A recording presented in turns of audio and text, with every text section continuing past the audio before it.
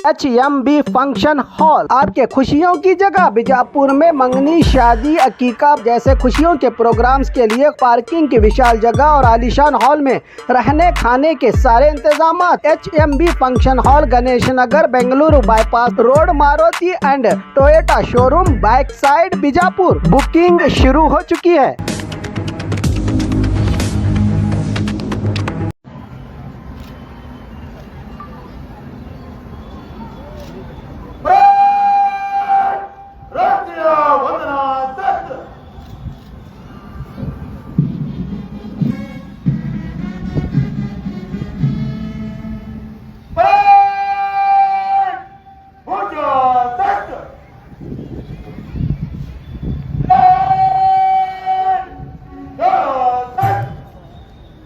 ದಯವಿಟ್ಟು ಇಲ್ಲಿ ನಾಡಗೀತೆ ನಮ್ಮ ನಾಡಿನ ಪ್ರಖ್ಯಾತ ಕಲಾವಿದರ ತಂಡ ವೀರೇಶ್ ವಾದಿ ಹಾಗೂ ತಂಡದಲ್ಲಿ ಮಾನ್ಯ ಸಚಿವರು ಪಥ ಸಂಚಲನ ತಂಡಗಳ ವೀಕ್ಷಣೆಗೆ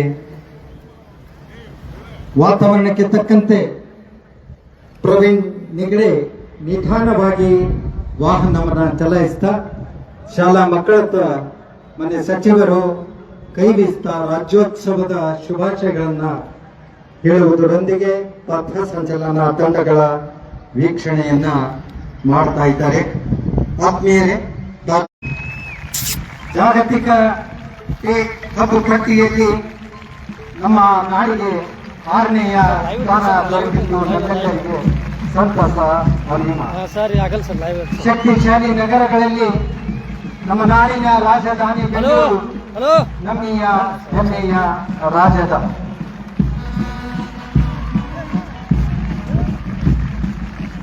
ಪಥ ಸಂಚಲನ ತಂಡಗಳ ವೀಕ್ಷಣೆ, ಸೈನ್ಯ ಆರಕ್ಷಕ ದಳದ ಮಾದರಿಯಲ್ಲಿ ಸರ್ಕಾರಿ ನೌಕರಿಗೆ ದಿನಸಿ ಅಂಗಡಿಯ ಮಹಾಮಳಿಗೆ ಸ್ಥಾಪನೆಗೆ ಚಿಂತನೆ ನಡೀತಾ ಇದೆ.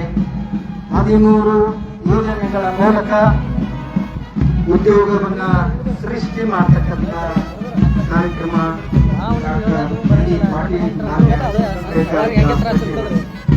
ಉದ್ಯಮ ಸ್ಥಾಪನೆ, ಉದ್ಯೋಗ ಸೃಷ್ಟಿ, ಸಹಕಾರ ಕ್ಷೇತ್ರವನ್ನು ಬಲಪಡಿಸಲಿಕ್ಕೆ ಜಪಾನ್ ವಿದೇಶಿ ಪ್ರವಾಸ ಅತ್ಯಂತ ಯಶಸ್ವಿಯಾಗಿದ್ದು ಹಸಿರು ತಪ್ಪಿದ ಬಿಸಿಲಿನ ನಾಡು ಕುರಿತು ನ್ಯೂಯಾರ್ಕ್ ಪತ್ರಿಕೆಯಲ್ಲಿ ಜಿಲ್ಲೆಯ ಹೆಸರನ್ನ ಬಿಂಬಿಸುವಂತೆ ಮಾಡಿದ್ದಾರೆ ಡಾಕ್ಟರ್ ಎಂ.ಡಿ. ಪಾಟೀಲ್. ಬೃಹತ್ ಕಚೇರಿ, ಬಯೋಚಾರ್ ಘಟಕ, ಸಾವಿರಾರು ಕೋಟಿ ರೂಪಾಯಿ ವೆಚ್ಚದಲ್ಲಿ ಮೊದಲ ಬಯೋಚಾರ್ ಘಟಕ ನಮ್ಮಲ್ಲಿ ನಮ್ಮ ನಾಡಿನಲ್ಲಿ ಪ್ರಾರಂಭಗೊಳ್ಳಲಿದೆ. ಉದ್ಯೋಗ ಸೃಷ್ಟಿಸುವ ಸಂಕಲ್ಪ, ಜನ ಸೇವೆಯಲ್ಲಿ ದೇವರನ್ನ ಕಾಣುತ್ತಿರುವ ಜಿಲ್ಲೆಯ ಉಸ್ತುವಾರಿ ಸಚಿವರು ವಿವಿಧ ಪಥ ಸಂಚಲನ ತಂಡಗಳ ವೀಕ್ಷಣೆಯನ್ನ ಮಾಡ್ತಾ ಮತ್ತೆ ವೇದಿಕೆಯತ್ತ ಶಾಲಾ ಮಕ್ಕಳಿಗೆ ಶುಭವನ್ನ ಹಾರೈಸ್ತಾ ತೆರೆದ ವಾಹನದಲ್ಲಿ ವೇದಿಕೆಗೆ ಆಗಮಿಸ್ತಾ ಇದ್ದಾರೆ. ಬಹಳ ಅಚ್ಚುಕಟ್ಟಾಗಿ ನಮ್ಮ ಪೊಲೀಸ್ ಆರಕ್ಷಕ ಇಲಾಖೆಯ ಎಸಿ ತಂಡವು ಕೂಡ ತನ್ನ ಕಾರ್ಯವನ್ನು ಕೈಗೊಳ್ತಾ ಇದೆ.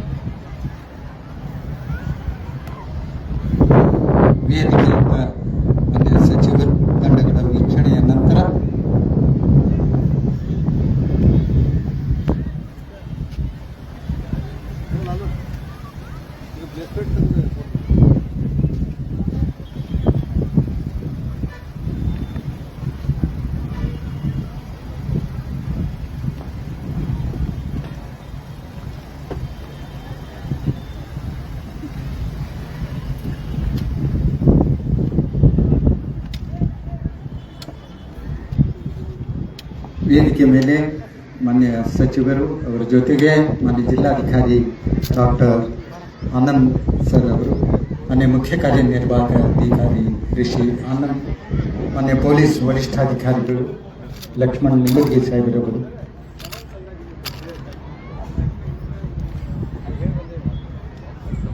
ಗೌರವ ವಂದನೆಗೆ ಅನುಮತಿಯನ್ನ ಪಡೆದುಕೊಂಡಿದ್ದಾರೆ.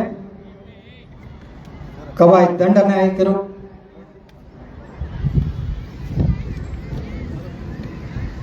ರಾಷ್ಟ್ರೀಯ 4ನೆಯ ಸಿಂಹವೇ ಆರಕ್ಷಕ. ಆರಕ್ಷಕರಿಲ್ಲದ ಸಮಾಜ ಊಹಿಸಲು ಅಸಾಧ್ಯ. ಗೌರವ ವಂದನೆ.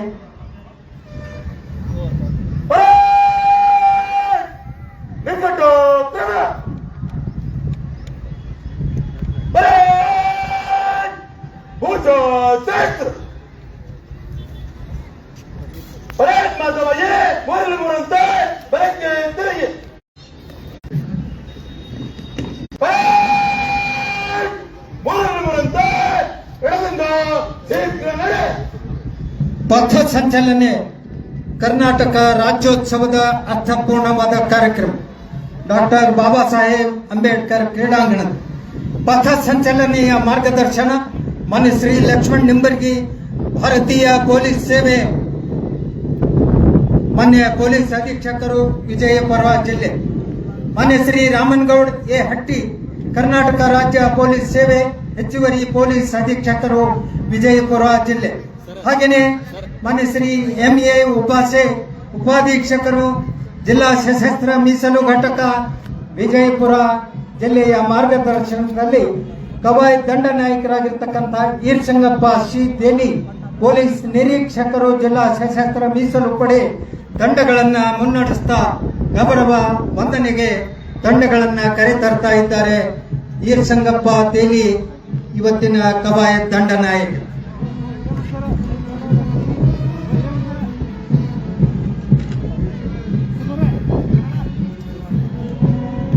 ಪ್ರಥಮವಾಗಿ ಜಿಲ್ಲಾ ಸಶಸ್ತ್ರ ಮೀಸಲು ಪಡೆ ವಿಜಯಪುರ ಶ್ರೀ ದಾನೇಶ್ ಕಲ್ಯಾಣಿ RSI, ಜಿಲ್ಲಾ ಸಶಸ್ತ್ರ ಮೀಸಲು ಪಡೆ ವಿಜಯಪುರ ಅವರ ನಾಯಕತ್ವದಲ್ಲಿ ಗೌರವ ವಂದನೆಯನ್ನ ಸಲ್ಲಿಸಲಿಕ್ಕೆ ವೇದಿಕೆಯ ಮುಂಭಾಗದಲ್ಲಿ ಆಗಮಿಸ್ತಾ ಇದೆ ತಂಡ.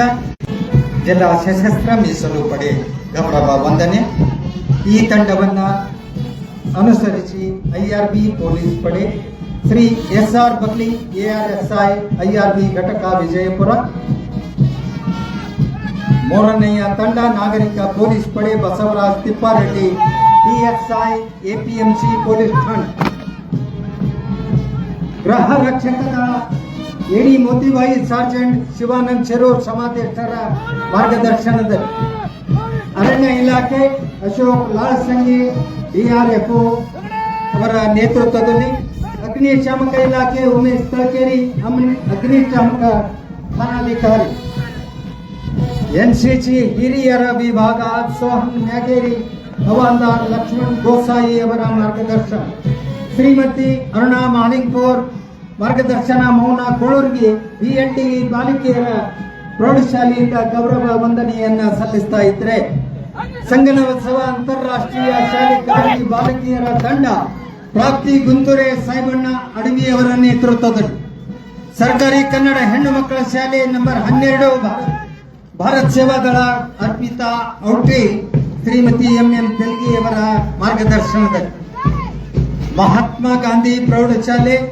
ಭಾರತ್ ಸೇವಾ ದಳ ತಂಡ ಅಥರ್ವ ಪೋಳ್ SF ಚವ್ಹಾಣ್ ಅವರ ಮಾರ್ಗದರ್ಶನ, ಸರ್ಕಾರಿ ಕನ್ನಡ ಹೆಣ್ಣು ಮಕ್ಕಳ ಶಾಲೆ ತೊರ್ವಿ ವಿಜಯಲಕ್ಷ್ಮಿ ಮೌಲಿಮನಿ ಗೌರವ ವಂದನೆಯನ್ನ ಸಲ್ಲಿಸ್ತಾ ಇದ್ದಾರೆ.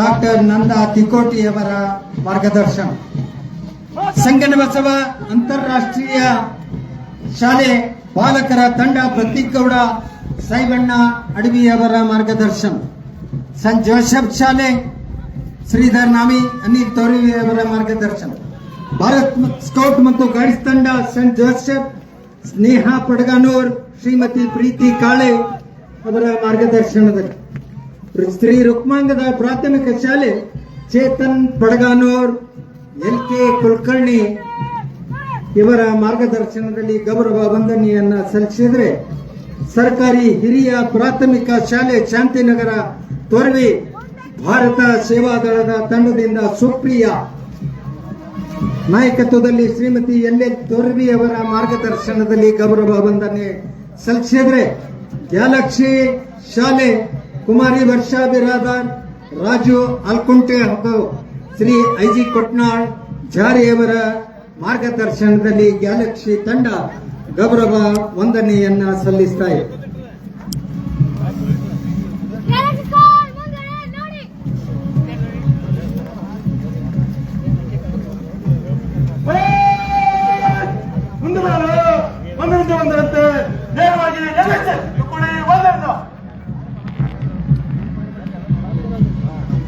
ಎಲ್ಲ ತಂಡಗಳನ್ನ ಅತ್ಯಂತ ಶಿಸ್ತುಬದ್ಧವಾಗಿ ನಾವು ಎಣಿಕೆ ಮಾಡಿ ಇರ್ತಕ್ಕಂಥ ಹೆಜ್ಜೆಯಂತೆ ತಂಡವನ್ನ ಮುನ್ನಡೆಸಲಿಕ್ಕೆ ಪೊಲೀಸ್ ವಾದ್ಯ ವೃಂದ, ಶ್ರೀ ಅರ್ಜುನ್ ಭಜಂತ್ರಿ ARSI ಜಿಲ್ಲಾ ಸಶಸ್ತ್ರ ಮೀಸಲು ಘಟಕ ಹಾಗೂ IRBಯ ARSI SS ಉತ್ಲಾಸರ್ ಅವರು ತಮ್ಮ ತಂಡದ ಸಂಗೀತದ ನಿನಾದದ ವಾದ್ಯದ ತಾಳಕ್ಕೆ ತಂಡಗಳು ಅತ್ಯಂತ ಶಿಸ್ತಿನಿಂದ ಹೆಜ್ಜೆಯನ್ನು ಹಾಕಿ ಗೌರವ ವಂದನೆಯನ್ನ ಸಲ್ಲಿಸಿ ತಮ್ಮ ಸ್ಥಾನದತ್ತ ತಂಡಗಳು ಹೋಗ್ತಾ ಇದೆ.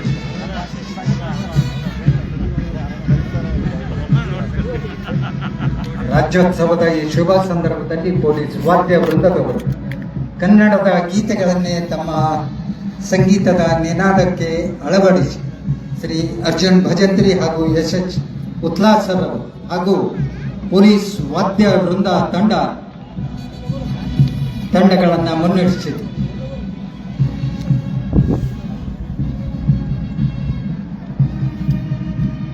ಇವತ್ತಿನ ಕಾರ್ಯಕ್ರಮದಲ್ಲಿ ಮಾನ್ಯ ಜಿಲ್ಲಾ ಉಸ್ತುವಾರಿ ಸಚಿವರು, ಮಾನ್ಯ ಅಧ್ಯಕ್ಷರು, ಕರ್ನಾಟಕ ಕೌಶಲ್ಯಾಭಿವೃದ್ಧಿ ನಿಗಮ ಬೆಂಗಳೂರು ಮಾನ್ಯ ಶ್ರೀಮತಿ ಕಾಂತಾ ನಾಯಕ್ ಮೇಡಮ್ ಅವರು, ಹಾಗೆಯೇ ಮಾನ್ಯ ಶ್ರೀ ಗನಾನ್ ಅಬ್ದುಲ್ ಹಮೀದ್ ಮುಷ್ರಿಫ್ ಮಾನ್ಯ ಅಧ್ಯಕ್ಷರು ನಗರಾಭಿವೃದ್ಧಿ ಪ್ರಾಧಿಕಾರ, ಹಾಗೆಯೇ ಪೂಜ್ಯ ಮಹಾಪೌರರು ಕರಡಿ ಸಾಹೇಬ್ರವರು, ಮಡಿವಾಳಪ್ಪ ಸಿದ್ದರಾಮಪ್ಪ ಕರಡಿಯವರು ಕೂಡ ಇವತ್ತಿನ ಕಾರ್ಯಕ್ರಮದಲ್ಲಿ ಪಾಲ್ಗೊಂಡು ಕಾರ್ಯಕ್ರಮಕ್ಕೆ ಮೆರುಗನ್ನು ಹೆಚ್ಚಿಸಿದ್ದಾರೆ.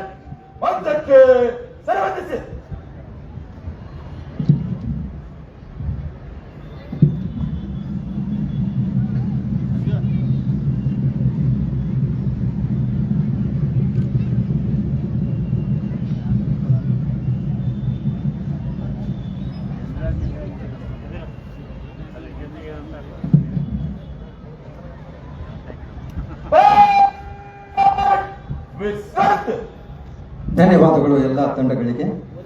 ರಾಜ್ಯೋತ್ಸವ ಕಾರ್ಯಕ್ರಮದ ಶುಭ ಸಂದೇಶ ಡಾಕ್ಟರ್ MB ಪಾಟೀಲ್ ಮಾನ್ಯ ಬೃಹತ್ ಮತ್ತು ಮಧ್ಯಮ ಕೈಗಾರಿಕೆ ಸಚಿವರನ್ನ ವಿನಂತಿ ಮಾಡುತ್ತಾರೆ.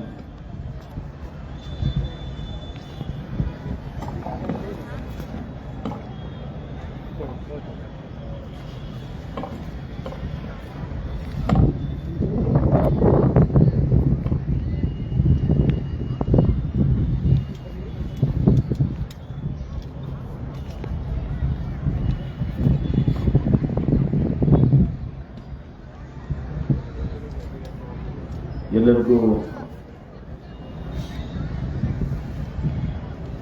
ನಮಸ್ಕಾರಗಳು. ಎಲ್ಲಾದರೂ ಇರು, ಎಂತಾದರೂ ಇರು, ಎಂದೆಂದಿಗೂ ಕನ್ನಡವಾಗಿರು. ಕನ್ನಡವೇ ಸತ್ಯ, ಕನ್ನಡವೇ ನಿತ್ಯ. ಕನ್ನಡ ಗೋವಿನವು ಮುದ್ದಿನ ಕರು. ಕನ್ನಡತನ ಹೊಂದಿದ್ದರೆ ನೀ ಅಮ್ಮಗೆ ಕಲಿಸುತ್ತದೆ. ಕನ್ನಡದ ಪ್ರಪ್ರಥಮ ಜ್ಞಾನಪೀಠ ಪ್ರಶಸ್ತಿ ಪಡೆದ ಮಹಾಕವಿ ಕುವೆಂಪುರವರ ಈ ನುಡಿಗಳನ್ನ ಸ್ಮರಿಸುತ್ತಾ ಇಲ್ಲಿ ನೆರೆದಿರುವ ಜಿಲ್ಲೆಯ ಸಮಸ್ತ ಮಹಾಜನತೆಗೆ, ವಿಶೇಷವಾಗಿ ಕನ್ನಡದ ಮನಸ್ಸುಗಳಿಗೆ 70ನೇ ಕನ್ನಡ ರಾಜ್ಯೋತ್ಸವದ ಶುಭಾಶಯಗಳನ್ನು ಹರ್ಷಿಸುತ್ತೇನೆ. ಭಾರತ ರತ್ನ, ಸಂವಿಧಾನ ಶಿಲ್ಪಿ, ಮಹಾಮಾನವತಾವಾದಿ ಡಾಕ್ಟರ್ BR ಅಂಬೇಡ್ಕರ್ ಕ್ರೀಡಾಂಗಣದಲ್ಲಿ ಕನ್ನಡ ತಾಯಿಯ ರಾಜೇಶ್ವರಿಯನ್ನು ಆರಾಧಿಸುತ್ತಿರುವ ಇಂದಿನ ಈ ಶುಭ ಸಮಾರಂಭದಲ್ಲಿ ನೆರೆದಿರುವ ಎಲ್ಲ ಗಣ್ಯಾತಿ ಗಣ್ಯರೇ, ಮಹನೀಯರೇ, ಅಧಿಕಾರಿ ಮತ್ತು ನೌಕರ ವರ್ಗದವರೇ, ಮಾತೆಯರೇ, ಸಹೋದರ ಸಹೋದರರೇ, ಎಲ್ಲ ಆತ್ಮೀಯ ಶಾಲಾ ಮತ್ತು ಕಾಲೇಜಿನ ವಿದ್ಯಾರ್ಥಿಗಳೇ ಹಾಗೂ ಸಿಬ್ಬಂದಿಗಳೇ ಹಾಗೂ ಮಾಧ್ಯಮದ ಮಿತ್ರರೇ, ತಮ್ಮೆಲ್ಲರಿಗೂ 70ನೇ ಕನ್ನಡ ರಾಜ್ಯೋತ್ಸವದ ಹಾರ್ದಿಕ ಶುಭಾಶಯಗಳು. ವಿಜಯಪುರ ಜಿಲ್ಲೆಯಲ್ಲಿ ವಚನ ಸಾಹಿತ್ಯ, ದಾಸ ಸಾಹಿತ್ಯ, ಜನಪದ ಸಾಹಿತ್ಯ, ಶರಣ ಸಾಹಿತ್ಯ ಮತ್ತು ಸೂಫಿ ಸಾಹಿತ್ಯಗಳ ಮೂಲಕ ಕನ್ನಡ ತಾಯಿ ಸೇವೆಗೈದಿರುವ ಬಸವಾದಿ ಪ್ರಮುಖರಿಗೆ, ಕಾಯಕ ಯೋಗಿ ಶರಣರಿಗೆ, ಸೂಫಿ ಸಂತರಿಗೆ, ದಾಸರಣ್ಣರಿಗೆ, ದಾರ್ಶನಿಕರಿಗೆ ಈ ವೇದಿಕೆಯ ಮೂಲಕ ಗೌರವ ನಮನಗಳನ್ನು ಅರ್ಪಿಸುತ್ತೇನೆ. ಧೈರ್ಯ, ಸ್ಥೈರ್ಯ, ಸಾಹಸ, ಪರಾಕ್ರಮ, ದೇಶ ಪ್ರೇಮ ಮತ್ತು ತ್ಯಾಗ ಇವುಗಳಿಗೆ ಹೆಸರಾದ ಹಾಗೂ ಸಂಗೀತ, ನಾಟ್ಯ, ರಂಗಭೂಮಿ ಮತ್ತು ಚಲನಚಿತ್ರ ಕ್ಷೇತ್ರಗಳೊಳಗೊಂಡ ಲಲಿತ ಕಲೆ, ವಾಸ್ತುಶಿಲ್ಪಿ, ಧರ್ಮ, ತತ್ವಜ್ಞಾನ, ವಿಜ್ಞಾನ, ಉದ್ಯೋಗ, ವಾಣಿಜ್ಯ ಇತ್ಯಾದಿ ವಿವಿಧ ಕ್ಷೇತ್ರಗಳಲ್ಲಿ ಉಜ್ವಲವಾದಂತಹ ಕೀರ್ತಿಯನ್ನು ಗಳಿಸಿದ ಶ್ರೀಗಂಧದ ನಾಡಿನ ಭವ್ಯ ಪರಂಪರೆಯನ್ನು ಕನ್ನಡ ತಾಯಿ ನವೆಂಬರ್ 1, 1956 ಮೈಸೂರು ರಾಜ್ಯ ಎಂಬ ಮುಂಬೈ, ಹೈದರಾಬಾದ್, ಮದ್ರಾಸ್ ಪ್ರಾಂತ್ಯಗಳಿಗೆ ಹತ್ತುವಾದ ಕನ್ನಡ ರಾಜ್ಯವು ಅಸ್ತಿತ್ವಕ್ಕೆ ಬಂದಿತು. ಮುಖ್ಯಮಂತ್ರಿಗಳಾಗಿದ್ದ ಸನ್ಮಾನ್ಯ ದಿವಂಗತ ಡಿ. ದೇವರಾಜ ಅರಸು ಅವರು ವಿಶೇಷ ಕಾಳಜಿ ಮತ್ತು ಸಂಕಲ್ಪದಿಂದಾಗಿ ನವೆಂಬರ್ 1, 1973 ಮೈಸೂರು ರಾಜ್ಯವನ್ನ ಕರ್ನಾಟಕ ರಾಜ್ಯವೆಂದು ಅಧಿಕೃತವಾಗಿ ಪುನರ್ನಾಮಕರಣ ಮಾಡಲಾಯಿತು. ವಿಶಾಲವಾದಂಥ ಕನ್ನಡ ನಾಡು ಮತ್ತು ನುಡಿಯ ಶತಶತಮಾನಗಳಿಂದ ಹಲವಾರು ಅರಸು ಆತಂಕಗೊಳಪಟ್ಟಿತ್ತು. ಮೌರ್ಯರು, ಶಾತವಾಹನರು, ಕರಂದರು, ಗಂಗರು, ಚಾಲುಕ್ಯರು, ರಾಷ್ಟ್ರಕೂಟರು, ಹೊಯ್ಸಳರು, ವಿಜಯನಗರ ಸಾಮ್ರಾಜ್ಯದವರು, ಬಹಮನಿ, ಆದಿಲಶಾಹಿ, ಬರೀಶಾಹಿ ಸಾಮ್ರಾಜ್ಯ ಸುಲ್ತಾನರು, ಮೈಸೂರಿನ ಒಡೆಯರು, ಹೈದರ ಟಿಪ್ಪು ಸುಲ್ತಾನರು ಹಾಗೂ ಮರಾಠ ಪೇಶ್ವೆಗಳಂತ ಮುಂತಾದ ಮಂಥನಗಳ ಸಾಮ್ರಾಟರು ಮತ್ತು ಆಡಳಿತಗಾರರು ಕೂಡ ಕನ್ನಡ ಭಾಷೆಯ ಸಾಹಿತ್ಯ ಮತ್ತು ಸಂಸ್ಕೃತಿ ಹಾಗೂ ಅಸ್ಮಿತೆಗೆ ಅಮೂಲ್ಯ ಕೊಡುಗೆಯನ್ನು ನೀಡಿರುತ್ತಾರೆ. ಕನ್ನಡ ಭಾಷೆಯ ಸಾರ್ವತ್ರಿಕತೆಗಾಗಿ ಮೈಸೂರಿನ ಒಡೆಯರವರು ಬೆಂಬಲ ಹಾಗೂ ದಿವಾನ್ ವಿಶ್ವೇಶ್ವರಯ್ಯನವರ ಸಹಕಾರದೊಂದಿಗೆ 1915ರಲ್ಲಿ ಸ್ಥಾಪಿತಗೊಂಡಂತಹ ಕರ್ನಾಟಕ ಸಾಹಿತ್ಯ ಪರಿಷತ್ತು ನಿರಂತರವಾಗಿ ಕನ್ನಡ ಸಾಹಿತ್ಯ ಸಮ್ಮೇಳನವನ್ನು ಸಂಘಟಿಸುವ ಮೂಲಕ ಕನ್ನಡ ನಾಡು ಮತ್ತು ನುಡಿಯ ಕುರಿತಾಗಿ ಜನಾಭಿಪ್ರಾಯವನ್ನು ಗಟ್ಟಿಗೊಳಿಸುವ ಕಾರ್ಯವನ್ನು ಆರಂಭಿಸಿತು. 1924ರಲ್ಲಿ ಕರ್ನಾಟಕ ಏಕೀಕರಣ ಸಮಿತಿಯು ಪ್ರಥಮ ಸಮ್ಮೇಳನವನ್ನು ಬೆಳಗಾವಿಯಲ್ಲಿ ಜರುಗಿತು. ತದನಂತರ ಬಳ್ಳಾರಿ, ಧಾರವಾಡ, ಹುಕ್ಕೇರಿ, ಸೋಲಾಪುರ ಹಾಗೂ ಮುಂಬೈಯಲ್ಲಿ ಜರುಗಿ ನವ ಕರ್ನಾಟಕ ರಾಜ್ಯದ ಏಕೀಕರಣದ ಕನಸನ್ನು ನನಸಾಗಿಸಲು ಪಣತೊಟ್ಟರು. ಗದಗಿನ ಹುಯಿಲ್ಗೋಳ್ ನಾರಾಯಣರವರು ರಚಿಸಿದ ಉದಯವಾಗಲಿ ನಮ್ಮ ಚೆಲುವು ಕನ್ನಡ ನಾಡು ಎಂಬ ಗೀತೆ ಕನ್ನಡಿಗರಲ್ಲಿ ಏಕತೆಯ ಭಾವನೆಯನ್ನು ಗಟ್ಟಿಗೊಳಿಸಲು ಪ್ರೇರಣೆಯನ್ನು ನೀಡಿ ಕನ್ನಡಿಗರ ಮೈಮನಗಳನ್ನು ಹುರಿದುಂಬಿಸಿತು. ಸಂಯುಕ್ತ ಕರ್ನಾಟಕ, ವಿಶ್ವ ಕರ್ನಾಟಕ ಮತ್ತು ಪ್ರಬುದ್ಧ ಕರ್ನಾಟಕ ಮೊದಲಾದ ಪತ್ರಿಕೆಗಳು ಕರ್ನಾಟಕ ಏಕೀಕರಣ ಚಳವಳಿಯ ಪ್ರಭಾವದಲ್ಲೇ ಉದಯೋನ್ಮುಖವಾದವು. ಕರ್ನಾಟಕ ಏಕೀಕರಣ ಸಂಘದ ಪದಾಧಿಕಾರಿಗಳಂತ ಎಸ್. ನಿಜಲಿಂಗಪ್ಪ, ಅಂದನಪ್ಪ ದೊಡ್ಡಮೇಟಿ, ಮಂಗಳವಾಡಿ ಶ್ರೀನಿವಾಸರಾಯ ಮತ್ತು ಶಾಂತಪ್ಪ ಎಳಮೇಲಿ ಅವರ ಪರಿಶ್ರಮದಿಂದ ಏಕೀಕರಣದ ಚಳವಳಿಯ ತೀವ್ರವಾದ ರಾಜಕೀಯ ಸ್ವರೂಪವನ್ನು ಪಡೆದುಕೊಂಡ ಪ್ರಯುಕ್ತ ಅಖಂಡ ಕರ್ನಾಟಕ ರಾಜ್ಯ ನಿರ್ಮಾಣ ಪರಿಷತ್ತಿನ ಉದಯವಾಯಿತು.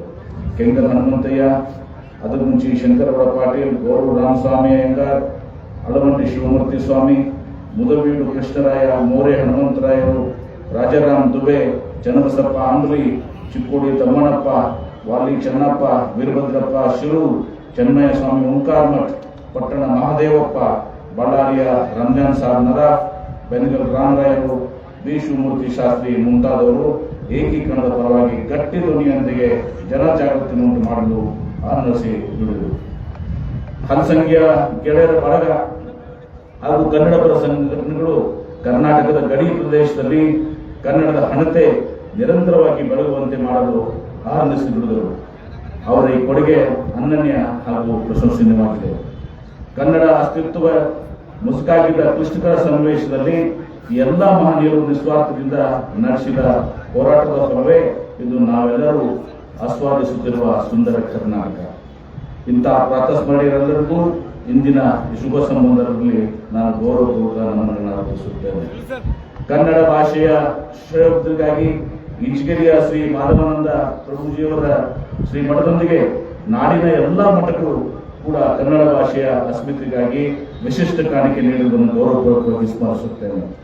ವಿಜಯಪುರ ಅಂದರೆ ಎಲ್ಲರಿಗೂ ನೆನಪಾಗುವುದು ವಿಶ್ವವಿಖ್ಯಾತ ಗೋಡುಗ ಮಠ. ಅದರಂತೆ ಸರಿಸಾಟಿಯಾಗಿ ವಚನ ಕುಮ್ಮಟವೆಂಬ ಖ್ಯಾತಿಗೆ ಭಾಜನರಾದಂಥ ಡಾಕ್ಟರ್ ಫಗು ಹುಲಕಟ್ಟಿಯವರು ಬಸವಾದಿ ಪ್ರಮುಖರ ವಚನ ಸಾಹಿತ್ಯವನ್ನು ಸಂಗ್ರಹಿಸಿ ಸಂಸ್ಕರಿಸಿ ಮುಂಬರುವ ಪೀಳಿಗೆಗಳಿಗಾಗಿ ಸಂರಕ್ಷಿಸುವ ಮೂಲಕ ಅತ್ಯಮೂಲ್ಯ ಸಾಹಿತ್ಯ ಸೇವೆಗೈದ ಅಪ್ರತಿಮ ಸಲ್ಲಿಸಿಕೊಂಡಿರುತ್ತಾರೆ.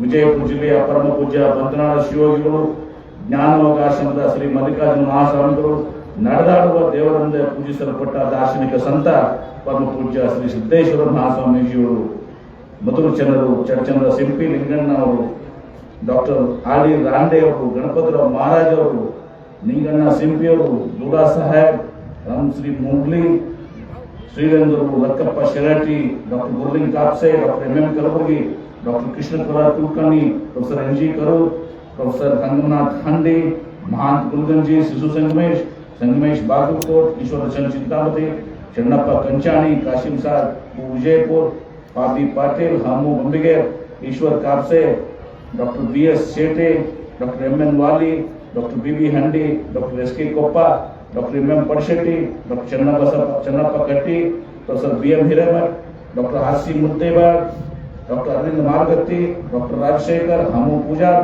Danappa Jatti, professor B R. Patil, police Patil, Arjun Golasangi, doctor Amiruddin Khazi, Somnath Yalwar, A K. Rameshwar, Ramzan Dargah, doctor C R. Yaravantimath ಮತ್ತು ಡಾಕ್ಟರ್ ಎಂ.ಎಸ್. ಮಧ್ವಾನಿ ಅವರು ಸೇರಿದಂತೆ ಇನ್ನು ನೂರಾರು ಹಿರಿಯರು ಮತ್ತು ಇತ್ತೀಚಿನ ಹಲವಾರು ಯುವ ಸಾಹಿತಿಗಳ ತಮ್ಮ ವಿಶಿಷ್ಟ ಬರವಣಿಗೆಗಳ ಮೂಲಕ ಕನ್ನಡ ಭಾಷೆಯ ಶ್ರೀಮಂತಿಕೆಯನ್ನು ಹೆಚ್ಚಿಸಿದರು. ಹೂ ಮನಸ್ಸಿನ ಕನ್ನಡಿಗರ ಜನಾದೇಶವಂತೆ ಕನ್ನಡ ನಾಡಿನ ಆಡಳಿತ ಚುಕ್ಕಾಣಿಯನ್ನು ಎತ್ತಿ ಹಿಡಿದ ನಮ್ಮೆಲ್ಲರ ಜನಪ್ರಿಯ ಜನನಾಯಕ ಮುಖ್ಯಮಂತ್ರಿಗಳಾದಂತಹ ಸನ್ಮಾನ್ಯ ಶ್ರೀ ಸಿದ್ದರಾಮಯ್ಯನವರ ನೇತೃತ್ವದಲ್ಲಿ ನಮ್ಮ ಸರ್ಕಾರ ಶ್ರದ್ಧೆ, ನಿಷ್ಠೆ ಮತ್ತು ಕಾಳಜಿಪೂರ್ವಕವಾದ ಜನಪರ ನಿರ್ವಹಣೆಗಳೊಂದಿಗೆ ಕಾರ್ಯನಿರ್ವಹಿಸಿದ ಕರ್ನಾಟಕ ರಾಜ್ಯದ ಸರ್ವಾಂಗೀಣ ಅಭಿವೃದ್ಧಿಗಾಗಿ ಹಗಲಿರುಳು ಶ್ರಮಿಸುತ್ತಿದೆ. ದೇಶಾದ್ಯಂತ ಸಂಚಲನ ಸೃಷ್ಟಿಸುವ ನಮ್ಮ ಸರ್ಕಾರದ ಗ್ಯಾರಂಟಿ ಯೋಜನೆಗಳು ಫಲಾನುಭವಿಗಳ ಬದುಕಿನಲ್ಲಿ ಬೆಳಕು ಮತ್ತು ಭರವಸೆ ತುಂಬುವಲ್ಲಿ ಸಫಲವಾಗಿದೆ. ಅನ್ನಭಾಗ್ಯ ಯೋಜನೆಯಲ್ಲಿ ಅಂತ್ಯೋದಯ ಅನ್ನ ಯೋಜನೆಯ 40,065 ಚೀಟಿಗಳು, ಬಿಪಿಎಲ್ದ 4,59,558 ಚೀಟಿಗಳು ಹಾಗೂ ಎಪಿಎಲ್ನ 99,699 ಚೀಟಿಗಳು ಸೇರಿದಂತೆ ಜಿಲ್ಲೆಯಲ್ಲಿ ಒಟ್ಟು 5,99,322 ಪಡಿತರ ಚೀಟಿಗಳು ಚಾಲ್ತಿಯಲ್ಲಿದ್ದು, ಈ ಪೈಕಿ 21,10,591 ಅರ್ಹ ಫಲಾನುಭವಿಗಳು ಈ ಯೋಜನೆಯ ಸೌಲಭ್ಯಗಳನ್ನು ಪಡೆದುಕೊಂಡಿದ್ದಾರೆ. ಫೆಬ್ರವರಿ 2025ರಿಂದ ಡಿಬಿಟಿ ಹಣದ ಬದಲಾಗಿ ಪ್ರತಿ ಸದಸ್ಯರಿಗೆ 5 ಕೆಜಿಯಂತೆ ಒಟ್ಟು 15,87,249 ಫಲಾನುಭವಿಗಳಿಗೆ ಪ್ರತಿ ತಿಂಗಳು ಆಹಾರ ಧಾನ್ಯ ವಿತರಣೆ ಮಾಡಲಾಗುತ್ತಿದೆ. 11/6/2023ರಿಂದ ಜಾರಿಯಾಗಿರುವ ಶಕ್ತಿ ಯೋಜನೆಯು ಜಾಗತಿಕ ಮಟ್ಟದಲ್ಲಿ ಗುರುತಿಸಿಕೊಂಡು golden book of world records ಅವರ ಕೊಡಮಾಡುವ ಸರ್ಟಿಫಿಕೇಟ್ ಆಫ್ ಎಕ್ಸಲೆನ್ಸ್ ಪುರಸ್ಕಾರಕ್ಕೆ ಭಾಜನವಾಗುವ ಮೂಲಕ ದೇಶದಲ್ಲಿಯೇ ವಿಶೇಷ ಮನ್ನಣೆ ಪಾತ್ರರಾಗುವ ಸಂಗತಿ ನಮ್ಮೆಲ್ಲರಿಗೂ ಸಂತಸ ನೀಡಿದೆ. ಇದಕ್ಕಾಗಿ ನಾನು ಮಾನ್ಯ ಮುಖ್ಯಮಂತ್ರಿಗಳಾಗಿ ಹಾಗೂ ಪ್ರತ್ಯಕ್ಷವಾಗಿ ಅಪರೋಕ್ಷವಾಗಿ ಸಮೀಕ್ಷೆ ಸಲ್ಲಿಸಿರುವ ಎಲ್ಲ ಅಧಿಕಾರಿಗಳು, ಮಂತ್ರಿಗಳಿಗೆ ಹಾಗೂ ಸಿಬ್ಬಂದಿಗಳಿಗೆ ನಾನು ಅಭಿನಂದಿಸುತ್ತೇನೆ. ಶಕ್ತಿ ಯೋಜನೆ ಜೂನ್ 2020ರಿಂದ 23ರಿಂದ ಇಲ್ಲಿವರೆಗೆ ಜಿಲ್ಲೆಯಲ್ಲಿ ಒಟ್ಟು 15,98,00,000 ಮಹಿಳಾ ಪ್ರಯಾಣಿಕರು ಹಾಗೂ ಬಾಲಕಿಯರು ವಿಜಯಪುರ ವಿಭಾಗದ ಸಾರಿಗೆ ಬಸ್ಸುಗಳಲ್ಲಿ ಉಚಿತವಾಗಿ ಪ್ರಯಾಣಿಸುತ್ತಾರೆ. ಈ ಪ್ರಯಾಣಗಳಿಗಾಗಿ ಒಟ್ಟು 502 ಕೋಟಿ 60 ಲಕ್ಷ ರೂಪಾಯಿಗಳ ಮೌಲ್ಯದ ಉಚಿತ ಟಿಕೆಟ್ಗಳನ್ನು ವಿತರಣೆ ಮಾಡಲಾಗಿದೆ. ಗೃಹಲಕ್ಷ್ಮಿ ಯೋಜನೆ ಮಹಿಳಾ ಸಬಲೀಕರಣ ಹಾಗೂ ಸ್ವಾಭಿಮಾನದ ಹೆಗ್ಗುರುತಾಗಿದೆ. ಜುಲೈ 2023ರಿಂದ ಇಲ್ಲಿವರೆಗೆ ಒಟ್ಟು 5,12,398 ಫಲಾನುಭವಿಗಳು ನೋಂದಣಿಯಾಗಿದ್ದು 1,983 ಕೋಟಿ ರೂಪಾಯಿಗಳ ಅನುದಾನ ಖರ್ಚು ಭರಿಸಿದ್ದು ,99.51% ಪ್ರಗತಿಯಾಗಿರುತ್ತದೆ. ಗೃಹ ಜ್ಯೋತಿ ಯೋಜನೆ ಮನೆ ಉಚಿತವಾಗಿ ಬೆಳಕು ನೀಡುವ ಮಹಾನ್ ಉದ್ದೇಶವನ್ನು ಹೊಂದಿದ್ದು ಜುಲೈ 2023ರಿಂದ ಇಲ್ಲಿವರೆಗೆ 4,55,780 ಗ್ರಾಹಕರು ಅಂದರೆ ,97% ನೋಂದಣಿ ಮಾಡಿಕೊಂಡಿರುತ್ತಾರೆ. ಇದುವರೆಗೆ ಗ್ರಾಹಕರಿಗೆ 485 ಕೋಟಿ 11 ಲಕ್ಷ ರೂಪಾಯಿಗಳ ಮೊತ್ತದ ಉಚಿತ ವಿದ್ಯುತ್ತನ್ನು ಪೂರೈಸಲಾಗಿದೆ. ಯುವ ನಿಧಿ ಯೋಜನೆ ಇಲ್ಲಿಯವರೆಗೆ ಒಟ್ಟು 20,060 ವಿದ್ಯಾರ್ಥಿಗಳು ನೋಂದಣಿಯಾಗಿದ್ದು ಇದರಲ್ಲಿ 14,336 ಫಲಾನುಭವಿಗಳಿಗೆ ಒಟ್ಟು 35 ಕೋಟಿ 7 ಲಕ್ಷ ರೂಪಾಯಿಗಳಷ್ಟು ಮೊತ್ತದ ನಿರುದ್ಯೋಗ ಭತ್ಯೆಯನ್ನು ಡಿಬಿಟಿ ಮೂಲಕ ಅಭ್ಯರ್ಥಿಗಳಿಗೆ ಖಾತೆಗಳಿಗೆ ಜಮಾ ಮಾಡಲಾಗಿದೆ. 2025-26ನೇ ಸಾಲಿನಲ್ಲಿ ವಾಡಿಕೆಗಿಂತ ಅತ್ಯಧಿಕ ಪ್ರಮಾಣದಲ್ಲಿ ಸುರಿದ ಮಳೆಯಿಂದಾಗಿ ಜೀವಹಾನಿ ಹಾಗೂ ಆಸ್ತಿ ಪಾಸ್ತಿ ಹಾನಿ ಉಂಟಾಗಿದ್ದು ನಷ್ಟ ಉಂಟಾಗಿದ್ದು ನಮ್ಮೆಲ್ಲರೂ ಅತ್ಯಂತ ಖೇದದ ಸಂಗತಿಯಾಗಿದೆ. ಪ್ರಸಕ್ತ ಸಾಲಿನ ಮುಂಗಾರಿನಲ್ಲಿ ಕೃಷಿ ಮತ್ತು ತೋಟಗಾರಿಕೆ ಬೆಲೆ ಹಾನಿಗೊಳಗಾಗಿದ್ದು ಪರಿಹಾರ ವಿತರಣಾ ಕ್ರಮ ಜಾರಿಯಲ್ಲಿದೆ. ದಾಖಲೆ ರಹಿತ ಜನವಸತಿ ಪ್ರದೇಶಗಳಲ್ಲಿ ವಾಸಿಸುತ್ತಿರುವ ಅಸಂಘಟಿತ ಮನೆಗಳು 13,900 ನಿವಾಸಿಗಳಿಗೆ ಕಂದಾಯ ಗ್ರಾಮ ಪ್ರವೇಶ ಮನೆಗಳ ಹಕ್ಕು ಪತ್ರಗಳನ್ನು ವಿತರಿಸಿ ಆಯಾ ಗ್ರಾಮ ಪಂಚಾಯಿತಿಗಳು ಈ ಖಾತಾ ಹಾಗೂ ಸಬ್ ರಿಜಿಸ್ಟರ್ ಕಚೇರಿಯಲ್ಲಿ ಆಸ್ತಿ ನೋಂದಣಿ ಮಾಡಿಸಲು ಕ್ರಮ ವಹಿಸಲಾಗಿದ್ದು ಇಲ್ಲಿವರೆಗೆ 13,010 ಹಕ್ಕು ಪತ್ರಗಳಿಗೆ ಈ ಖಾತಾ ರಚನೆಯಾಗಿರುತ್ತದೆ. ದೇಶದ ಬೆನ್ನೆಲುಬು ಆಗಿರುವ ಅನ್ನದಾತ ರೈತರಿಗೆ ಅರ್ಥವೆನಿಸುವ ಹಲವಾರು ಯೋಜನೆಗಳ ಪೈಕಿ ಮಹತ್ವಾಕಾಂಕ್ಷೆಯಾದಂತಹ ಭೂ ಸುರಕ್ಷಾ ಯೋಜನೆ ಅಡಿ ರೈತರು ಮತ್ತು ಜನಸಾಮಾನ್ಯರ ಬೇಡಿಕೆಯ ಮೇರೆಗೆ ಜನವರಿ 25ರಿಂದ ಇಲ್ಲಿವರೆಗೆ ಜಿಲ್ಲೆಯಲ್ಲಿ ಒಟ್ಟು 2,36 ಲಕ್ಷ ಪುಟಗಳಷ್ಟು ಅಭಿಲೇಖಿಸಲಾದ ದಾಖಲೆಗಳನ್ನು ಸ್ಕ್ಯಾನಿಂಗ್ ಮಾಡಿ ಈ ಪೈಕಿ 1,05,231 ಪುಟಗಳಷ್ಟು ದಾಖಲೆಗಳನ್ನು ಪೂರೈಸಲಾಗಿದೆ. ಪ್ರಜಾಸೌಧ ಜಿಲ್ಲಾ ಕಚೇರಿ ಸಂಕೀರ್ಣ ಕಟ್ಟಡ ನಿರ್ಮಾಣ ಸಂಬಂಧವಾಗಿ ಈಗಾಗಲೇ 529 ಲಕ್ಷ ರೂಪಾಯಿಗಳ ಅನುದಾನವು ಕೆಎಚ್ಬಿಯಿಂದ ಬಿಡುಗಡೆಗೊಂಡಿದ್ದು ಸದ್ಯದಲ್ಲೇ ಸಹ ಕಾಮಗಾರಿಯನ್ನು ಪ್ರಾರಂಭಿಸಲಾಗುವುದು. ವಿಜಯಪುರ ತಾಲೂಕಿನ ಬುನ್ನಾಪುರ ಮತ್ತು ಮಧುಮಾಮಿ ಗ್ರಾಮದ ವ್ಯಾಪ್ತಿಯಲ್ಲಿ ಬರುವ 438 ಕೋಟಿ ರೂಪಾಯಿಗಳ ವೆಚ್ಚದಲ್ಲಿ ನಿರ್ಮಿಸಲ್ಪಟ್ಟಿರುವ ವಿಮಾನ ನಿಲ್ದಾಣ ಕಾಮಗಾರಿಯು ಸಂಪೂರ್ಣಗೊಂಡಿದ್ದು ಅತಿ ಅಗತ್ಯ ಅಗ್ನಿಶಾಮಕ ಯಂತ್ರಗಳು ವಿದೇಶದಿಂದ ಈಗಾಗಲೇ ಬಂದಿದ್ದು ಎನ್ವಿರಾನ್ಮೆಂಟ್ ಕ್ಲಿಯರ್ಸ್ಗಾಗಿ ನಾವು ಕಾಯಲಾಗಿದೆ. ಫೆಬ್ರವರಿ 2024ರಿಂದ ಇಲ್ಲಿವರೆಗೆ ಜಿಲ್ಲೆಯಲ್ಲಿ ಒಟ್ಟು 2,607 ಅತಿ ಸಣ್ಣ ಮತ್ತು ಮಧ್ಯಮ ಕೈಗಾರಿಕಾ ಉದ್ಯಮಗಳು ನೋಂದಣಿ ಪ್ರಮಾಣ ಪತ್ರ ಪಡೆದಿದ್ದು ರೂಪಾಯಿ 7,824 ಲಕ್ಷ ಬಂಡವಾಳ ಹೂಡಿಕೆಯೊಂದಿಗೆ 16,000 ಉದ್ಯೋಗಾವಕಾಶಗಳು ಸೃಷ್ಟಿಯಾಗಿರುತ್ತದೆ. ಮುಳವಾಡ ಕೆಎಡಿಬಿ ಕೈಗಾರಿಕಾ ಪ್ರದೇಶ ಹಂತ 2ರಲ್ಲಿ ರಿಲಯನ್ಸ್ ಕನ್ಸ್ಯೂಮರ್ಸ್ ಪ್ರಾಡಕ್ಟ್ ಲಿಮಿಟೆಡ್ ಬೆಂಗಳೂರಿನಿಂದ 1,627 ಕೋಟಿ ವೆಚ್ಚದಲ್ಲಿ 1,200 ಉದ್ಯೋಗ ಕಲ್ಪಿಸುವ ಪ್ಯಾಕ್ ಕಾರ್ಬೊನೇಟ್ ಸಾಫ್ಟ್ ಡ್ರಿಂಕ್ಸ್ ಹಾಗೂ ಡ್ರಿಂಕಿಂಗ್ ವಾಟರ್ ಸಿಸ್ಟಮ್ ಕಲ್ಪಿಸುವ ಯೋಜನೆ ಸರ್ಕಾರದಿಂದ ಅನುಮತಿ ನೀಡುತ್ತಿದೆ. ಅಮೃತ್ 2 ಯೋಜನೆಯಡಿ ಹಂಚಿಕೆವಾಗಿರುವ 25 ಕೋಟಿ ರೂಪಾಯಿಗಳ ಪೈಕಿ 20 ಕೋಟಿ ರೂಪಾಯಿಗಳ ವೆಚ್ಚದಲ್ಲಿ ಬೇಗಂತರ ಮತ್ತು ಭೂತ್ನಾಳ್ ಕೆರೆಗಳನ್ನು ಪುನಶ್ಚೇತನಗೊಳಿಸುವ ಹಾಗೂ ಸಂದೇಶಗಳು ಕಾಮಗಾರಿ ಡಿಪಿಆರ್ ಮುಂದೆ ಹಂತದಲ್ಲಿರುತ್ತದೆ. ಇನ್ನು ಉಳಿದ 5 ಕೋಟಿ ರೂಪಾಯಿ ವೆಚ್ಚದಲ್ಲಿ 10 ಉದ್ಯಾನಗಳನ್ನು ಅಭಿವೃದ್ಧಿಪಡಿಸುವ ಸಂಬಂಧ ಟೆಂಡರ್ ಆಹ್ವಾನಿಸಲಾಗಿದೆ. ಪ್ರಸ್ತುತ ಸಾಲಿನಲ್ಲಿ ಜಿಲ್ಲೆಯ 21 ಪ್ರಾಥಮಿಕ ಶಾಲೆಗಳನ್ನ ಪ್ರೌಢಶಾಲೆಗಳನ್ನಾಗಿ ಉನ್ನತೀಕರಿಸಿದೆ. ಬೃಹತ್ ಮತ್ತು ಮಧ್ಯಮ ಕೈಗಾರಿಕಾ ಇಲಾಖೆ ವ್ಯಾಪ್ತಿಯ ಸಿಎಸ್ಆರ್ ಘಟಕಗಳ ಮೂಲಕ ಜಿಲ್ಲೆಯ 5 ಸರ್ಕಾರಿ ಪ್ರಾಥಮಿಕ ಶಾಲೆಗಳ ಆವರಣ 1ರಿಂದ 2 ಎಕರೆಯಷ್ಟು ಜಮೀನು ಲಭ್ಯ ಶಾಲೆಗಳಲ್ಲಿ ಮಕ್ಕಳ ಸ್ನೇಹಿ ಆಟದ ಪಾರ್ಕ್ ನಿರ್ಮಿಸಿ ಅಗತ್ಯ ಆಟ ಉಪಕರಣ ಒದಗಿಸುವ ಪ್ರಕ್ರಿಯೆ 2025-26ನೇ ಸಾಲಿನ SSLC ಪರೀಕ್ಷಾ ಫಲಿತಾಂಶ ಸುಧಾರಣೆಗಾಗಿ ಇಲಾಖೆ ನಿರ್ಧರಿಸಿರುವ 29 ಅಂಶಗಳ ಕಾರ್ಯಕ್ರಮವನ್ನು ಪರಿಣಾಮಕಾರಿಯಾಗಿ ಅನುಷ್ಠಾನಗೊಳಿಸುವಲ್ಲಿ ಜಿಲ್ಲಾಧಿಕಾರಿಗಳು ಮತ್ತು ಜಿಲ್ಲಾ ಪಂಚಾಯತಿಯ ಮುಖ್ಯ ಕಾರ್ಯನಿರ್ವಾಹಕರು ವ್ಯಕ್ತಿಗತವಾಗಿ ಮುತುವರ್ಜಿವಹಿಸಿ ಶಾಲಾ ಶಿಕ್ಷಣ ಇಲಾಖೆಯ ಅಧಿಕಾರಿಗಳಿಂದ ಸಮನ್ವಯ ಸಾಧಿಸಿ ಕಾರ್ಯನಿರ್ವಹಿಸುತ್ತಿದ್ದಾರೆ. ಬಂಜಾರ ಪ್ರೌಢಶಾಲೆ ಮತ್ತು ಶ್ರೀ ಬಸವೇಶ್ವರ ಪ್ರೌಢಶಾಲೆಯ 10 ವಿದ್ಯಾರ್ಥಿಗಳು ರಾಷ್ಟ್ರ ಮಟ್ಟದ ಸೈಕ್ಲಿಂಗ್ ಕ್ರೀಡಾಕೂಟದಲ್ಲಿ ಆಯ್ಕೆಯಾಗಿರುತ್ತಾರೆ. ಬೇನಾಳ RS ಗ್ರಾಮದ ಸರ್ಕಾರಿ ಹಿರಿಯ ಪ್ರಾಥಮಿಕ ಶಾಲೆಯ ಹಾಗೂ ಮಸೂದಿ ಗ್ರಾಮದ ಸಿ ಬಂಧನಾಳ ಶಿವಯೋಗಿ ಪ್ರೌಢಶಾಲೆಯ ಬಾಲಿಕೆಯರು ತಂಡಗಳು ಕ್ರಮವಾಗಿ ಪ್ರಾಥಮಿಕ ಮತ್ತು ಪ್ರೌಢ ವಿಭಾಗದಲ್ಲಿ ರಾಜ್ಯ ಮಟ್ಟದ ಖೋ ಖೋ ಕ್ರೀಡೆಯಲ್ಲಿ ವಿಜಯ ಸಾಧಿಸಿ ರಾಷ್ಟ್ರ ಮಟ್ಟಕ್ಕೆ ಆಯ್ಕೆಯಾಗಿರುತ್ತಾರೆ. ದೇವರಪುರಿ ತಾಲೂಕಿನ ಪಡಗಾನೂರು ಗ್ರಾಮದ ಸರ್ಕಾರಿ ಪ್ರೌಢಶಾಲೆಯ ವಿದ್ಯಾರ್ಥಿನಿಗಳು ಅಥ್ಲೆಟಿಕ್ಸ್ ಚಕ್ರ ಎಸೆತದಲ್ಲಿ, ವಿಜಯಪುರದ ಎಕ್ಸಲೆಂಟ್ ಪ್ರೌಢಶಾಲೆಯ ವಿದ್ಯಾರ್ಥಿನಿ ಟೆಕ್ವಾಂಡೋ ಕ್ರೀಡಾ ಸ್ಪರ್ಧೆಯಲ್ಲಿ ಹಾಗೂ ಹಿಟ್ನಳ್ಳಿಯ ಜಗದಂಬ ಪ್ರೌಢಶಾಲೆಯ 5 ವಿದ್ಯಾರ್ಥಿಗಳು ಫುಟ್ಬಾಲ್ ಕ್ರೀಡೆಯಲ್ಲಿ ರಾಷ್ಟ್ರ ಮಟ್ಟಕ್ಕೆ ಆಯ್ಕೆಯಾಗಿರುತ್ತಾರೆ. ಎಲ್ಲ ಸಾಧಕ ಕ್ರೀಡಾಪಟುಗಳಿಗೆ ಹಾಗೂ ಮಾರ್ಗದರ್ಶಿ ಗುರುಗಳಿಗೆ ವಿಶೇಷವಾದ ಅಭಿನಂದನೆಗಳನ್ನು ಸಲ್ಲಿಸುತ್ತೇನೆ. ಜಿಲ್ಲೆಯ ಇಂಜಿನಿಯರಿಂಗ್ ಮತ್ತು ಮೆಡಿಕಲ್ ಕಾಲೇಜಲ್ಲಿ ವ್ಯಾಸಂಗ ಮಾಡುತ್ತಿರುವ ಹಿಂದುಳಿದ ವಿದ್ಯಾರ್ಥಿಗಳಿಗೆ ಅನುಕೂಲವಾಗಿ ಮೆಟ್ರಿಕ್ ನಂತರದ 2 ವಸತಿ ನಿಲಯಗಳನ್ನು ಆರಂಭಿಸಲು ಸರ್ಕಾರ ಮಂಜೂರು ನೀಡಲಾಗಿದೆ.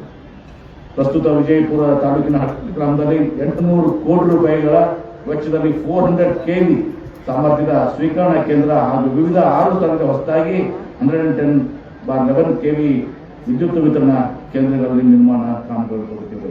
ವಿಜಯಪುರ ತಾಲೂಕಿನ ಇಟ್ಟಂಗ್ಯಾರ್, ಬಬಲೇಶ್ವರ ತಾಲೂಕಿನ ಶೇಗುಣಶಿ ಹಾಗೂ ಚಡ್ಚನ್ ತಾಲೂಕಿನ ದೇವನಂಬರ್ಗಿ ಗ್ರಾಮದ ಹತ್ತಿರ 220 kV ವಿದ್ಯುತ್ ಸ್ವೀಕರಣಾ ಕೇಂದ್ರ ಸ್ಥಾಪಿಸಲು ತಾಂತ್ರಿಕ ಅನುಮೋದನೆ ದೊರೆತಿರುತ್ತದೆ.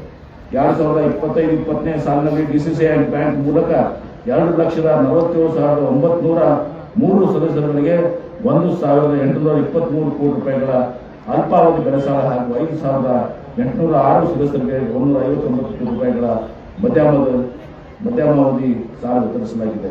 ವಿಜಯಪುರ ಜಿಲ್ಲೆಯಲ್ಲಿ 33,800 ಸಂಘ ಸಂಸ್ಥೆಗಳು ನೋಂದಣಿಯಾಗಿದ್ದು, ಈ ಪೈಕಿ 5,922 ಸಂಘ ಸಂಸ್ಥೆಗಳು ಚಾಲ್ತಿಯಲ್ಲಿರುತ್ತವೆ.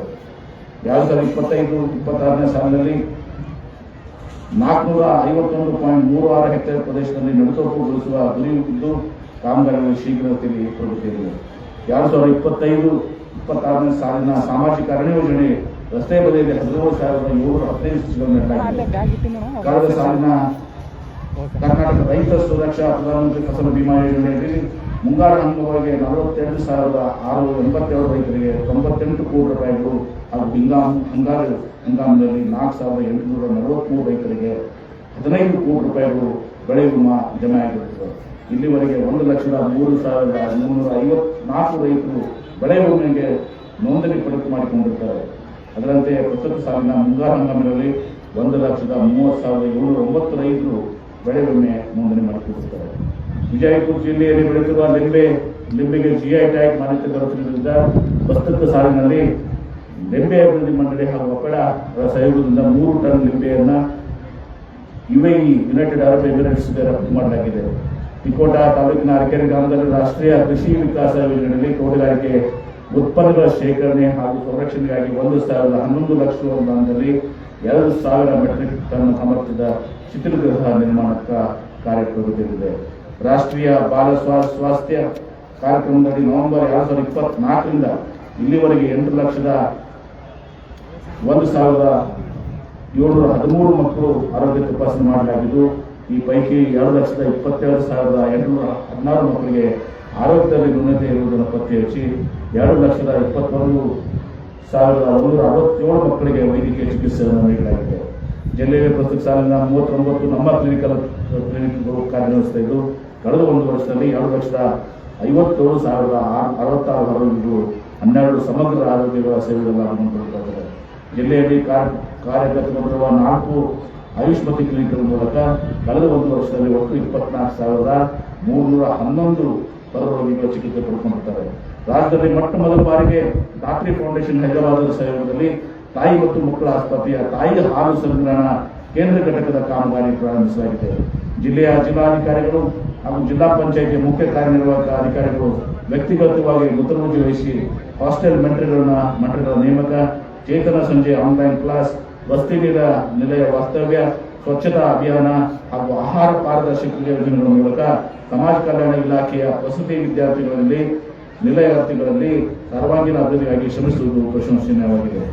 ಕಲ್ಯಾಣ ಕರ್ನಾಟಕ ರಸ್ತೆ ಸಾರಿಗೆ ನಿಗಮವು ಶಕ್ತಿ ಯೋಜನೆಯನ್ನು ಪರಿಣಾಮಕಾರಿಯಾಗಿ ಜಾರಿಗೊಳಿಸಿ ಉತ್ತಮವಾಗಿ ಕಾರ್ಯನಿರ್ವಹಿಸುವುದರ ಮೂಲಕ ಕಳೆದ 1 ವರ್ಷದ ಅವಧಿಯಲ್ಲಿ 48.68 ಕೋಟಿ ರೂಪಾಯಿಗಳ ಲಾಭವನ್ನು ಗಳಿಸುತ್ತದೆ. ಆಲಮಟ್ಟಿ ಜಲಾಶಯದ ಸಂಗ್ರಹಣೆಯನ್ನು 524.25 ಮೀಟರ್ಗೆ ಹೆಚ್ಚಿಸುವುದಕ್ಕೆ ಸಂಬಂಧಿಸಿದಂತೆ ಕೃಷ್ಣಾ ಮೇಲ್ದಂಡೆ ಹಂತ 3ರ ಮುಳುಗಡೆ ಜಮೀನು ಮತ್ತು ಕಾಲುವೆ ಜಮೀನುಗಳನ್ನು ಸ್ವಾಧೀನಪಡಿಸಿಕೊಂಡು ಹೈಕೋರ್ಟ್ ದರಗಾಗಿ ಕನ್ಸೆಂಟ್ ಆಧಾರದ ಮೇಲೆ ದರಗಳನ್ನು ಒಣಭೂಮಿ ಪ್ರತಿ ಎಕರೆಗೆ 30 ಲಕ್ಷ, ದರಿ ಜಮೀನಿಗೆ ನೀರಾವರಿ ಜಮೀನಿಗೆ 40 ಲಕ್ಷ, ಒಣಭೂಮಿ ಕಾಲುವೆ ಜಮೀನುಗಳಿಗೆ 25 ಲಕ್ಷ ಹಾಗೂ ದರಿ ಭೂಮಿ ಕಾಲುವೆ ಜಮೀನಿಗೆ 30 ಲಕ್ಷ ರೂಪಾಯಿಗಳಂತೆ ದರ ನಿಗದಿಪಡಿಸಿ ಒಂದು ಆದೇಶವನ್ನು ಸರ್ಕಾರದ ಆದೇಶವನ್ನು ಹೊರಡಿಸಲಾಗಿದೆ. ಕೃಷ್ಣಾ ಮೇಲ್ದಂಡೆ ಯೋಜನೆಯ ಮುಳುಗಡೆಯ 184 ಗ್ರಾಮಗಳ ಜಮೀನುಗಳಿಗೆ ಭೂ ಸ್ವಾಧೀನತೆ, 20 ಗ್ರಾಮಗಳ ಪುನರ್ವಸತಿ ಹಾಗೂ ಪುನರ್ನಿರ್ಮಾಣ ಹಾಗೂ 5.94 ಲಕ್ಷ ಹೆಕ್ಟೇರ್ ಕ್ಷೇತ್ರಕ್ಕೆ ನೀರಾವರಿ ಸೌಲಭ್ಯ ಕಲ್ಪಿಸುವ ಕಾಲುವೆ ಜಾಲದ ನಿರ್ಮಾಣ ಇತ್ಯಾದಿ ಕಾರ್ಯಗಳನ್ನು ಸಮರೋಪಾದಿಯಲ್ಲಿ ಕೈಗೊಳ್ಳಲಾಗಿದೆ. ಪ್ರತ್ಯೇಕ ಸಾಲಿನಲ್ಲಿ ಆಯವ ಘೋಷಣೆಯ ಖಂಡಿಕೆ 374ರಲ್ಲಿ ಸನ್ಮಾನ್ಯ ಮುಖ್ಯಮಂತ್ರಿ ಘೋಷಿಸುವಂತೆ ಸಂಕಷ್ಟ ಪರಿಸ್ಥಿತಿಯಲ್ಲಿರುವ ಸಾಹಿತಿಗಳ ಹಾಗೂ ಕಲಾವಿದರ ಭಾಷಾಸವನ್ನು ಪ್ರತಿ ತಿಂಗಳು 2,000ರಿಂದ 2,500 ರೂಪಾಯಿಗಳಿಗೆ ಹೆಚ್ಚಿಸಿರುವ ಪ್ರಯುಕ್ತ ಜೂನ್ 2025ರಿಂದ ಪರಿಷ್ಕೃತ ದರದಲ್ಲಿ ಮಾಶಾಸನ ಪಾವತಿಸಲಾಗುತ್ತದೆ. ಅತಿ ಕಡಿಮೆ ಅರಣ್ಯ ಪ್ರದೇಶ ಹೊಂದಿದ ವಿಜಯಪುರ ಜಿಲ್ಲೆಯಲ್ಲಿ ಹಿಂದೆ ನಾನು ಜಲಸಂಪನ್ಮೂಲ ಸಚಿವನಾಗಿದ್ದಾಗ ಕೈಗೊಂಡ ಕೋಟಿ ವೃಕ್ಷ ಅಭಿಯಾನ ಇಂದು ಫಲ ನೀಡುತ್ತಿದೆ. ಈ ಅಭಿಯಾನಕ್ಕೆ ಸಾರ್ವಜನಿಕರು, ಸರ್ಕಾರ, ಸಂಘ ಸಂಸ್ಥೆಗಳು ಕೈಜೋಡಿಸಿದ್ದು ಇದು ಜನರ ಅಭಿಯಾನವಾಗಿ ಇವತ್ತು ಸ್ವರೂಪಗೊಂಡಿದೆ. ಈ ಅಭಿಯಾನದ ಯಶೋಗಾಥೆ ಜಗತ್ತಿನ ಪ್ರಮುಖ ದಿನಪತ್ರಿಕೆ ದಿ ನ್ಯೂಯಾರ್ಕ್ ಟೈಮ್ಸ್ ನಲ್ಲಿ ವಿಶೇಷವಾಗಿ ಪ್ರಕಟವಾಗಿರುವುದು ಹೆಮ್ಮೆಯ ಸಂಗತಿ ಮತ್ತು ನಮ್ಮ ದೇಶದ ಪ್ರಮುಖ ಪತ್ರಿಕೆ ದಿ ಟೈಮ್ಸ್ ಆಫ್ ಇಂಡಿಯಾ ರಾಷ್ಟ್ರೀಯ ಆವೃತ್ತಿನಲ್ಲಿ ವಿಜಯಪುರದ ಹಸಿರು ಯಶೋಗಾಥೆ ಪ್ರಕಟಿಸಿದೆ. ವಿಜಯಪುರ ಜಿಲ್ಲೆಯಲ್ಲಿ ಅರಣ್ಯ ವ್ಯಾಪ್ತಿ ಪ್ರದೇಶ ಹೆಚ್ಚಿಸಲು, ಹಸಿರೀಕರಣ ವೃದ್ಧಿಗೊಳಿಸಲು ಹಾಗೂ ಪಾರಂಪರಿಕ ತಾಣಗಳನ್ನು ಸಂರಕ್ಷಿಸುವ ನಿಟ್ಟಿನಲ್ಲಿ ಸಾರ್ವಜನಿಕರಲ್ಲಿ ಜಾಗೃತಿ ಮೂಡಿಸುವ ಮಹೋನ್ನತ ಉದ್ದೇಶದಿಂದ ವಿವಿಧ ಸಂಘ ಸಂಸ್ಥೆಗಳ ಸಹಯೋಗದಿಂದ ಜಿಲ್ಲಾಡಳಿತ ಹಮ್ಮಿಕೊಂಡಿರುವ ವೃಕ್ಷೋತ್ಥಾನ ಹೆರಿಟೇಜ್ ರನ್ ಈ ವರ್ಷ ಕೂಡ ದಿನಾಂಕ 7-12-2025ರಂದು 5, 10 ಮತ್ತು 21 ಕಿಲೋಮೀಟರ್ ದೂರವನ್ನು ಕ್ರಮಿಸುವ ಮರದ ನೋಟವನ್ನು ಹಮ್ಮಿಕೊಳ್ಳಲಾಗಿದೆ. ಜ್ಞಾನಯೋಗ ಶ್ರಮದ ಪರಮ ಪೂಜ್ಯ ಶ್ರೀ ಸಿದ್ದೇಶ್ವರ ಮಹಾಸ್ವಾಮೀಜಿಯವರ ನೆನಪಿನಲ್ಲಿ ನಡೆಯುವ ಈ ವೃಕ್ಷೋತ್ಥಾನ ಹೆರಿಟೇಜ್ ರನ್ನಲ್ಲಿ ಓಟದಲ್ಲಿ ಸಾರ್ವಜನಿಕರು, ಯುವಕರು, ವಿದ್ಯಾರ್ಥಿಗಳು ಹೆಚ್ಚಿನ ಸಂಖ್ಯೆಯಲ್ಲಿ ನೋಂದಣಿ ಮಾಡಿ ಭಾಗವಹಿಸಬೇಕು ಎಂದು ಈ ಸಂದರ್ಭದಲ್ಲಿ ಕೋರುತ್ತೇನೆ. ಆತ್ಮೀಯ ಬಂಧುಗಳೇ, ಈ ಬಾರಿಯ ರಾಜ್ಯೋತ್ಸವ ಪ್ರಶಸ್ತಿಗೆ ಭಾಜನವಾಗಿರುವ ನಮ್ಮ ವಿಜಯಪುರ ಜಿಲ್ಲೆಯ ಹೆಸರಾಂತ ಸಾಹಿತಿಗಳಾದ ಶ್ರೀ ಹಾಮು ಪೂಜಾರ್, ರಂಗಭೂಮಿ ಅತ್ಯಂತ ಶ್ರೇಷ್ಠ ಕಲಾವಿದರಾದಂತಹ ಶ್ರೀ LB ಶೇಖ್ ಮಾಸ್ಟರ್ ಹಾಗೂ ಖ್ಯಾತ ಜನಪದ ಕಲಾವಿದರಾದಂತಹ ಶ್ರೀ ಸೋಮನಾಥ ನೋಡಪ್ಪ ದನಗೊಂಡ್ರವರು ಬಸವನಾಡಿನ ಕೀರ್ತಿಯನ್ನು ಹೆಚ್ಚಿಸಿದ ಪ್ರಯುಕ್ತವರೆಲ್ಲರಿಗೂ ತುಂಬಾ ಹೃದಯದ ಹಾರ್ದಿಕ ಅಭಿನಂದನೆಗಳನ್ನು ಸಲ್ಲಿಸುತ್ತೇನೆ. ಕಲೆ, ಸಾಹಿತ್ಯ, ಸಂಗೀತ, ನಾಟ್ಯರಂಗ, ರಂಗಭೂಮಿ, ಚಲನಚಿತ್ರರಂಗ, ಲಲಿತಕಲೆ, ವಾಸ್ತುಶಿಲ್ಪ, ಧರ್ಮ, ತತ್ವಜ್ಞಾನ, ವಿಜ್ಞಾನ, ಉದ್ಯೋಗ, ವಾಣಿಜ್ಯ ಇತ್ಯಾದಿ ವಿವಿಧ ಕ್ಷೇತ್ರಗಳಲ್ಲಿ ಕೂಡ ಕನ್ನಡ ಭಾಷೆಯನ್ನು ಕಡ್ಡಾಯವಾಗಿ ಮತ್ತು ಸಮರ್ಪಕವಾಗಿ ಬಳಸುವಂತೆ ನಮ್ಮ ಸರ್ಕಾರವು ಸೂಕ್ತ ಕ್ರಮಗಳನ್ನು ಕೈಗೊಂಡಿರುತ್ತದೆ. ನಮ್ಮ ನಾಡಿನ ಸನ್ಮಾನ್ಯ ಮುಖ್ಯಮಂತ್ರಿಗಳಾದಂತಹ ಸಿದ್ದರಾಮಯ್ಯನವರ ದೂರದೃಷ್ಟಿ ಮತ್ತು ಸಮರ್ಥ ನಾಯಕತ್ವದ ಫಲವಾಗಿ ಇಂದು ನಮ್ಮ ಚಲೋ ಕನ್ನಡ ನಾಡು ಪಂಚ ಗ್ಯಾರಂಟಿ ಯೋಜನೆಗಳ ಮೂಲಕ ಸಾಮಾಜಿಕ ಮತ್ತು ಆರ್ಥಿಕ ಭದ್ರತೆಯೊಂದಿಗೆ ಸುಸ್ಥಿರ ಅಭಿವೃದ್ಧಿಯ ಪಥದಲ್ಲಿ ಸಾಗುತ್ತಿದೆ. ಕನ್ನಡ ನಾಡು ಮತ್ತು ನುಡಿ ಸೇವೆಗಾಗಿ ನಿರಂತರವಾಗಿ ಬೆಂಬಲ ನೀಡುತ್ತಿರುವ ಕನ್ನಡ ಪರ ವಿವಿಧ ಸಂಘಟನೆಗಳಿಗೆ, ಕನ್ನಡ ಮತ್ತು ಸಂಸ್ಕೃತಿ ಇಲಾಖೆಗೆ ಕಾರ್ಯನಿರ್ವಹಿಸುತ್ತಿರುವ ವಿವಿಧ ಅಕಾಡೆಮಿಗಳಿಗೆ, ಕನ್ನಡ ಅಭಿವೃದ್ಧಿ ಪ್ರಾಧಿಕಾರಕ್ಕೆ, ಕನ್ನಡ ಸಾಹಿತ್ಯ ಪರಿಷತ್ತಿಗೆ, ಕನ್ನಡಾಂಬೆಯ ಸೇವೆಗೈದಿರುವ ಅನಿವಾಸಿ ಕನ್ನಡಿಗರಿಗೆ ಈ ವೇದಿಕೆಯ ಪರವಾಗಿ ನಾನು ಉದರಾಂತರದಿಂದ ಅಭಿನಂದನೆಗಳನ್ನು ಸಲ್ಲಿಸುತ್ತೇನೆ. ಮಹಾನ್ ಮಾನವತಾವಾದಿ, ಕಾಯಕೋಗಿ, ನುಡಿದಂತೆ ನಡೆದುಕೊಂಡ ವಿಶ್ವಗುರು ಹಾಗೂ ಸಾಂಸ್ಕೃತಿಕ ನಾಯಕ ಶ್ರೀ ಬಸವೇಶ್ವರರ ಹಾಗೂ ಸಂವಿಧಾನ ಶಿಲ್ಪಿ ಭಾರತ ರತ್ನ ಡಾಕ್ಟರ್ ಬಾಬಾ ಸಾಹೇಬ್ ಅಂಬೇಡ್ಕರ್ ಅವರ, ಈ ದೇಶದ ಸುಪ್ರಸಿದ್ಧ ಅಣುವಿಜ್ಞಾನಿ, ಮಾಜಿ ರಾಷ್ಟ್ರಪತಿ ಭಾರತ ರತ್ನ ಡಾಕ್ಟರ್ APJ ಅಬ್ದುಲ್ ಕಲಾಂ ಅವರ ಆದರ್ಶಗಳನ್ನು ಪ್ರತಿಪಾದಿಸುವುದು ನಮ್ಮೆಲ್ಲರ ಆದ್ಯ ಕರ್ತವ್ಯವಾಗಿದೆ. ಸುಂದರ ಕನ್ನಡ ನಾಡಿನ ಶ್ರೇಷ್ಠತೆಯನ್ನು ಎತ್ತಿ ಹಿಡಿಯುವುದರೊಂದಿಗೆ ಭಾರತ ಮಾತೆಯ ಕೀರ್ತಿ ಹೆಚ್ಚಿಸುವುದು ನಮ್ಮೆಲ್ಲರ ಹೊಣೆಗಾರಿಕೆಯಾಗಿದೆ. ಅದನ್ನು ನಾವೆಲ್ಲರೂ ನಿಷ್ಠೆಯಿಂದ ಪರಿಪಾಲಿಸೋಣ ಎಂದು ಹೇಳುತ್ತಾ, ಇಂದಿನ ಸಮಾರಂಭದಲ್ಲಿ ಪಾಲ್ಗೊಂಡಿರುವ ಎಲ್ಲ ಗಣ್ಯಮಾನ್ಯರಿಗೆ, ಮಹನೀಯರಿಗೆ, ಕನ್ನಡದ ಮನಸ್ಸುಗಳಿಗೆ ಮತ್ತೊಮ್ಮೆ 70ನೇ ಕರ್ನಾಟಕ ರಾಜ್ಯೋತ್ಸವದ ಶುಭಾಶಯಗಳನ್ನು ಅರ್ಪಿಸಿ ನನ್ನ ಸಂದೇಶ ಭಾಷಣಕ್ಕೆ ವಿರಾಮ ಹೇಳ್ತೀವಿ. ಶ್ರೀಗಳಿಗೆ ಬಾಯಿಗೆ ಜೈ ಕರ್ನಾಟಕ, ಜೈ ಹಿಂದ್.